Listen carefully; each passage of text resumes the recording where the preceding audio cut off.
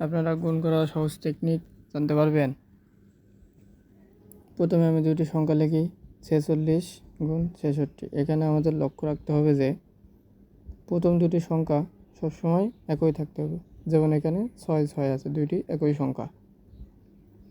এবং পরের দুইটি সংখ্যা যোগফল সবসময় 10 হতে হবে। 10-এর বেশি হলে এই নিয়ম কাজ হবে না। যদি এই দুটি শর্ত ঠিক থাকে তাহলে যে কোনো সংখ্যাকে আমরা খুব সহজেই এই নিয়মে গুণ করতে পারবো। চলুন প্রথমে আমরা দুটি সংখ্যা নিই, 46 গুণ 66। তাহলে প্রথমে আমরা প্রথম দুই সংখ্যা 6 আর 6 এটা হলো আমরা গুণ করব। গুণ করলে হবে 36। এবং পরের 4 6 এই দুটো আমরা গুণ করব। গুণ করলে হবে 424। তার সাথে আবার পরের 6 যোগ করতে হবে, তাহলে 30। এটা শেষ। এইভাবে আমরা সকল অঙ্কগুলোই করতে পারবো। তাহলে চলুন পরে আর একটি সংখ্যা লিখি, 35 গুণ 75। এটাও একই নিয়মে করব। 5 আর 5 গুণ করলে হবে 25। এবং পরের 7 আর 3 গুণ করলে হয় 21। তার সাথে যদি আমরা 5 যোগ করি তাহলে হবে 26। এটাও শেষ। চলুন পরের অঙ্কটি দেখি। পরে আমরা লিখলাম 14 গুণ 94। এটাও একইভাবে করব। 4 আর 4 গুণ করলে হবে 16। এবং 1 আর 9 গুণ করলে হয় 9। তার সাথে যদি আমরা 4 যোগ করি তাহলে হবে 13। এটাও শেষ। চলুন এরপরের আরেকটা অঙ্ক দেখি। 27 গুণিত 87।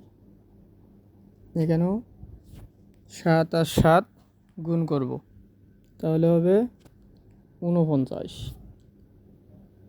এবং 2 আর 8 গুণ করলে হবে 16। তার সাথে যদি আমরা 7 যোগ করি তাহলে হয় 23।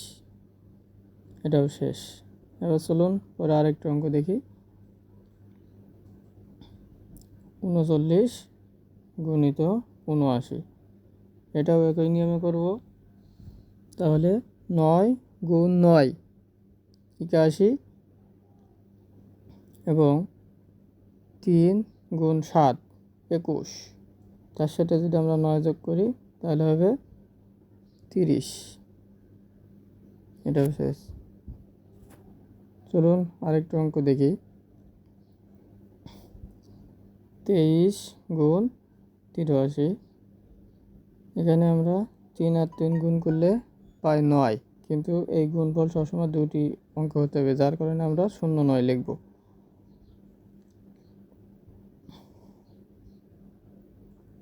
শুধু 9 লিখলে হবে না, এটা 09 লিখতে হবে। এবং 2 আর 8 গুণ করলে হবে 16। তার সাথে যদি 3 যোগ করে দিই তাহলে হবে 19। চলুন এই নিয়মের আরেকটা অঙ্ক দেখে আসি। 51 গুণিত 51। তাহলে 1 আর 1 যদি আমরা গুণ করি তাহলে আমরা পাই 1, কিন্তু এখানে 1 না লিখে আমরা 01 লিখব। 5 আর 5 গুণ করলে হবে 25। তার সাথে যদি 1 যোগ করি তাহলে হবে 26। চলুন আরেকটি একই নিয়মের আরেকটি অঙ্ক আমরা দেখি। 42 গুণিত 62। এখানে 2 আর 2 যদি আমরা গুণ করি তাহলে পাবো 4, কিন্তু 4 না লিখে আমরা 04 লিখব। এবার 4 আর 6 যোগ করলে হবে, গুণ করলে হবে 24। তার সাথে 2 যদি যোগ করে দিই তাহলে 26। একই নিয়ম। চলুন আরেকটা অঙ্ক দেখি। 19 গুণিত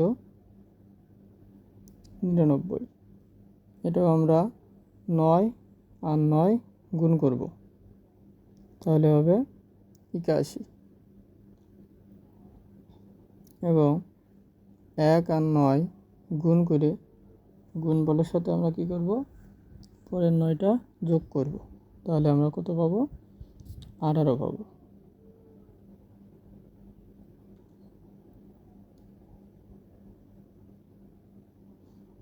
এভাবে আমরা যে কোনো ধরনের অঙ্ক খুব সহজেই এই নিয়মে করতে পারবো।